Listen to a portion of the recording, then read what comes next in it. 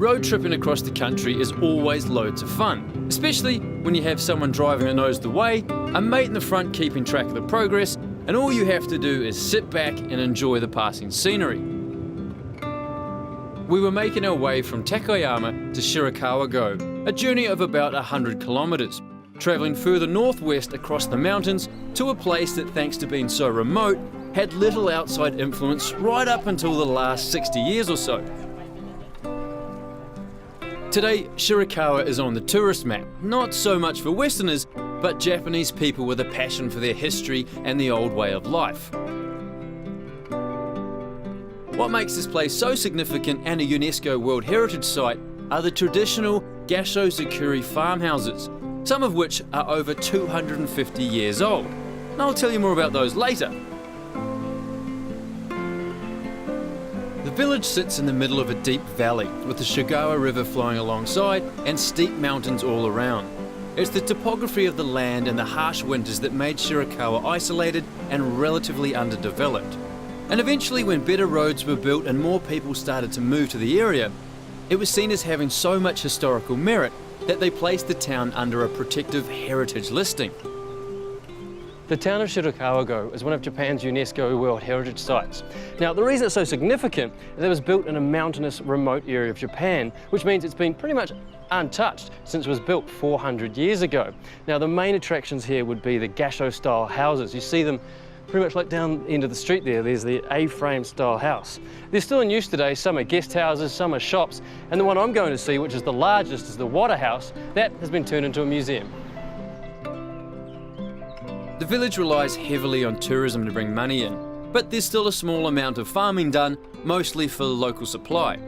In the old days, it was the cultivation of mulberry trees and rearing of silkworms that generated revenue to keep the town alive. Interestingly, this style of house is unique to only a few villages in this region of Japan, and it evolved as a direct adaptation to the materials the people had available, the environment they lived in, and the social and economic circumstances they faced. Homes had to endure extreme cold and heavy snowfall. They had to house large families, plus they needed the attic space to cultivate the silkworms from which they earned their livelihood.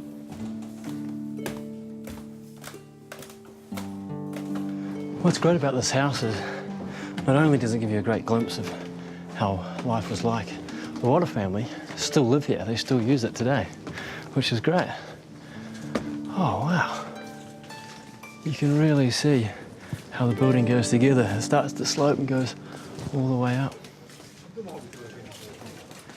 These Gasho-style houses are so different to anything else I've seen in Japan. Generally, the homes are really small and they've got sliding doors, so, winter you shut the place up, summer you open it, get wind flow.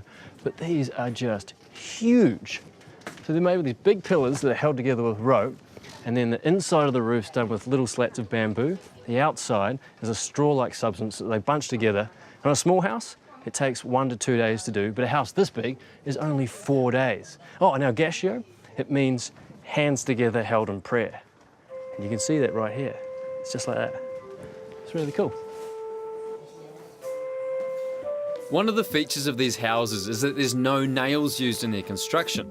It's all done with ropes, timber, and extremely good craftsmanship.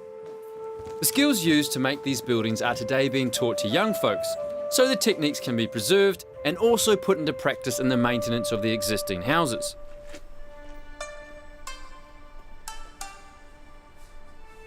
The setting of the sun brought on a bit of a chill. The cold mountain air quickly filled the valley, so I made my way across the village to my lodging, which was the house of a lovely old lady that has called Shirakawa home for her entire life. It turned out it's been in the family for many generations, and if she has anything to do with it, it'll remain that way forever.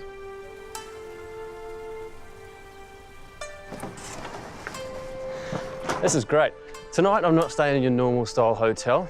I'm staying here in this traditional Gasho style house. Now, and it's 200 years since it's been built. It's usually been used as a family house, but due to tourism, they've turned it into an inn. Come look inside. It is pretty special. Whoa. Almost broke the door. Traditional Japanese fashion. I'll be taking my shoes off. Come through here. This is one of the rooms.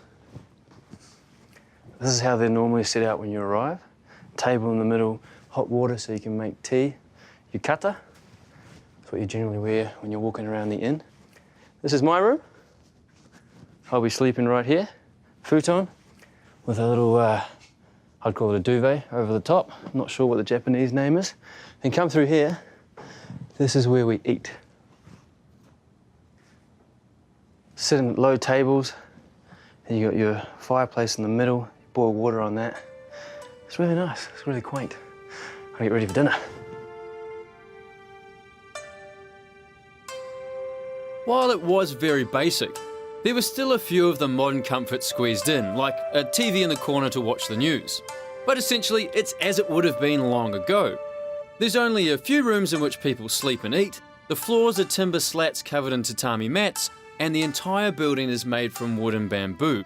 In terms of decorations, it's a mix of cute clutter and traditional charm. Through the years, the home has welcomed loads of celebrities, as well as an emperor. It's refreshing to think that even such esteemed or wealthy people are all so open-minded and in touch with their past that they're content with staying in such a simple home. One thing you won't miss is the dinner drum. It's been used for over a century, so it's best not to keep the lady of the house waiting. And not to mention my travel companion Toshio, who, in true Japanese fashion, is never late.